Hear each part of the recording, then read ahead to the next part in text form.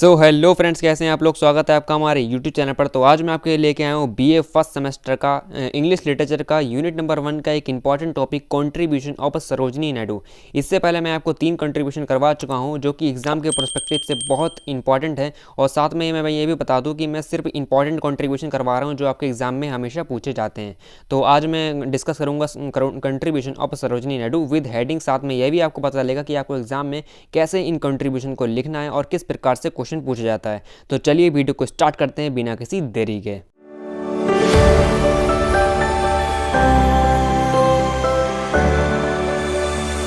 तो BA first semester में जैसे कि जो कंट्रीब्यूशन होते हैं वो लॉन्ग आंसर में ज़्यादा देखने को मिलते हैं। तो लॉन्ग आंसर में जो क्वेश्चन आपका आता है कि right a note on Sarojini Naidu towards the growth of Indian writing in English. मतलब कि जो सरोजिनी नायडू पर एक नोट लिखिए। टुवर्ड्स मतलब की और, द ग्रोथ मतलब जो इंग्लिश राइटिंग की जो ग्रोथ हुई है इंग्लिश में उस पर एक सरोजिनी नायडू का एक नोट लिखिए। और सेकंड और करके आपका एक क्वेश्चन आता है कि राइट अ नोट, एक नोट लिखिए सरोजिनी नायडूज कंट्रीब्यूशन, जो सरोजिनी नायडू का कंट्रीब्यूशन है उस पर एक नोट लिखिए टू इंडिया, जो उन्होंने इंडियन इंग्लिश लिटरेचर में दिया है। तो ये 2 क्वेश्चन जैसे कि ज़्यादातर पूछे जाते हैं और आपके यूनिवर्सिटी में अलग से आ सकते हैं, तो वो आप देख लीजिएगा। वैसे ये जो मेन है वो मेन हेडिंग इसकी है जी कंट्रीब्यूशन ऑफ सरोजिनी नायडू। कहीं भी अगर आपका कंट्रीब्यूशन पूछा जाता है तो आपको यही लिखना है। तो पहली हेडिंग आपको डालनी है कंट्रीब्यूशन में इंट्रोडक्शन। इंट्रोडक्शन एक मेन हेडिंग होती है किसी भी कंट्रीब्यूशन की। जब भी आप किसी का कंट्रीब्यूशन लिखते हो तो इंट्रोडक्शन तो आपको एक हेडिंग डालनी है जिसमें आपको एक छोटा सा इंट्रोडक्शन जिसके या राइटर पोएट के बारे में लिख रहे हैं उनका एक दे देना है। तो इसमें लिखना है कि Sarojini Naidu was an Indian poet. Sarojini Naidu एक इंडियन पोएट थी। सॉरी, यहाँ पे पोएट की बजाय यहाँ पे पोएटेस होएगा, ठीक है।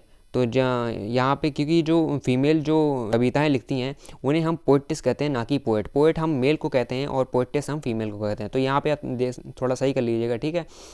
तो Sarojini Naidu was an Indian poet. Sarojini Naidu एक इंडियन पोएटिस थी, एसेइस्ट थी, शॉर्ट स्टोरी राइटर थी, ए पॉलिटिकल एक्टिविस्ट मतलब एक पॉलिटिकल एक्टिविस्ट थी, and a leader of Indian independence movement, और इंडियन इंडिपेंडेंस मूवमेंट की एक लीडर थी, ठीक है। तो Sarojini Naidu is called nightingale of India.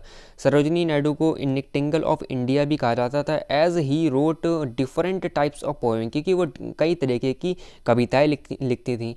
And her birthday is celebrated as national women's day, और जो उनका बर्थडे है, जो उनका जन्मदिन है, वो नेशनल वुमेंस डे के रूप में सेलिब्रेट करा जाता है इंडिया में, ठीक है। She has expressed different opinions like Indian independence. इन्होंने क्या करा, कई तरीके के ओपिनियन को एक्सप्रेस्ड करा, जैसे कि इंडियन इंडिपेंडेंस के ऊपर, एक्सीलेंस ऑफ नेचर के ऊपर, theory of life and patriotism के ऊपर।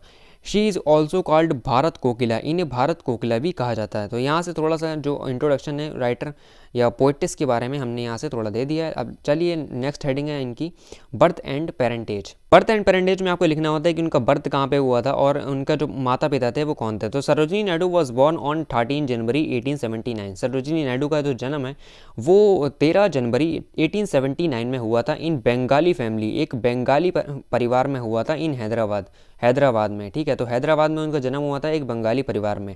हर फादर जो उनके पिता थे उनका नाम था अघोरी नाथ चट्टोपाध्याय, ये उनका नाम था। Was a principle of Hyderabad Nizam college, जो कि क्या थे, हैदराबाद निज़ाम कॉलेज के एक प्रिंसिपल थे। एंड हर मदर, और जो उनकी माता थी बारादरा सुंदरी देवी चट्टोपाध्याय, वॉज बंगाली पोएटिस, एक बंगाली पोएटिस थी। देखिए यहाँ पे हमने लिखा ना बंगाली पोएटिस एक फीमेल पोएट जैसे कहते हैं, फीमेल जो लिखता है कविताएं उन्हें पोएटिस कहा जाता है, ठीक है।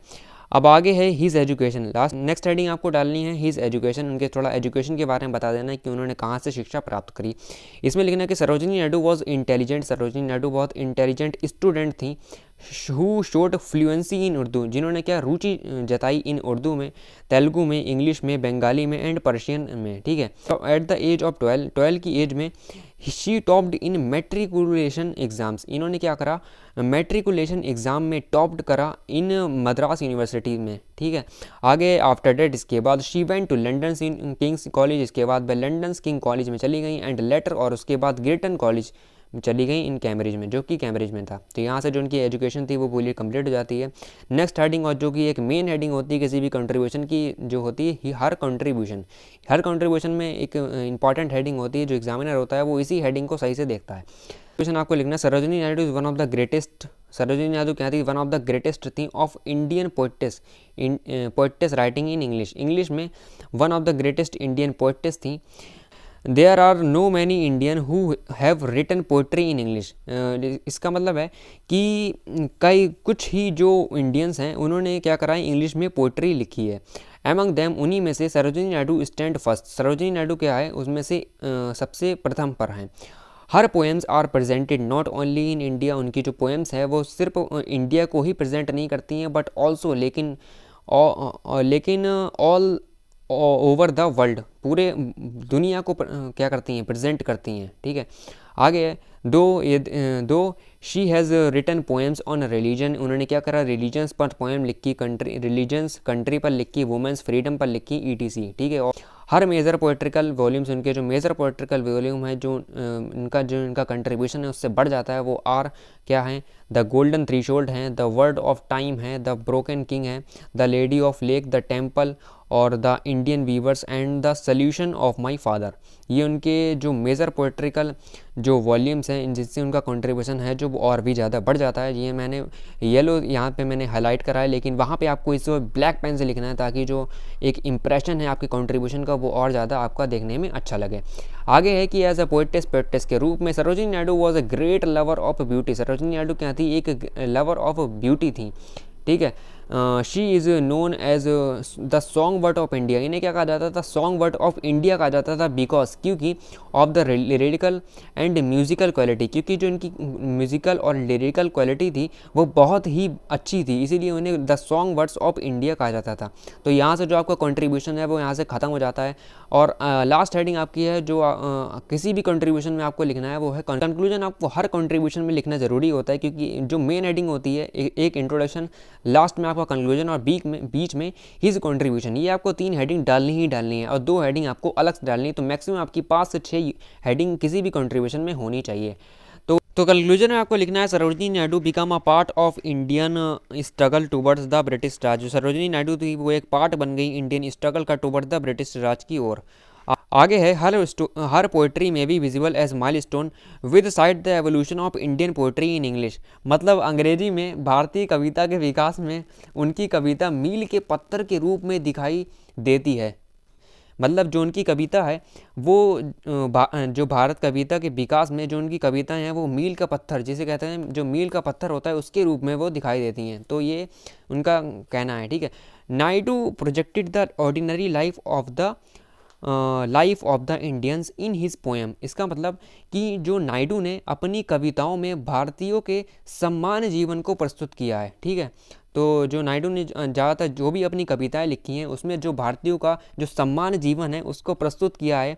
शी डाइड इन 2 मार्च 1949, उनकी जो मृत्यु है वो 2 मार्च 1949 में हो गई। एट लास्ट, अंत में हम ये कह सकते हैं we can say that she is still alive with, यहाँ पे हिड नहीं होगा, यहाँ पे होगा हर। ठीक है, वो हर थी ना, मतलब वो जिसे कहते हैं फीमेल पोएटिस थी, तो यहाँ पे हर होगा।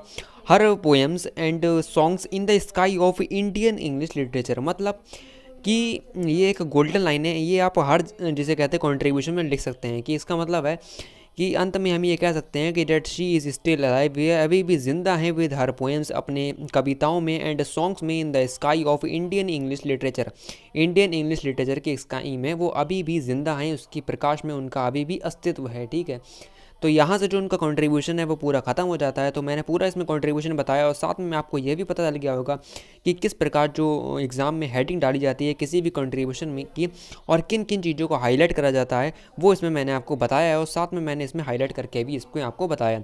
तो इससे पहले जो मैंने इंपॉर्टेंट कंट्रीब्यूशन करवाए थे, अगर आपने अभी तक वो नहीं देखे तो मैं इसका लिंक डिस्क्रिप्शन बॉक्स में दे दूंगा, वहाँ जाकर आप देख सकते हैं, ये आप हमारे चैनल की प्लेलिस्ट में जाकर वहाँ से देख सकते हैं। तो उम्मीद करता हूँ आपको वीडियो पसंद आई होगी। वीडियो पसंद आई तो वीडियो को लाइक करें, शेयर करें और चैनल को सब्सक्राइब करें और बेल आइकन को क्लिक कर दीजिए ताकि आने वाली वीडियो की नोटिफिकेशन आपको आसानी से मिलती रहे। तो मिलते हैं आपको नेक्स्ट वीडियो में किसी और इंपॉर्टेंट टॉपिक के साथ, जब तक कि हंसते रहिए और तैयारी करते रहिए। Good bye, thanks for watching.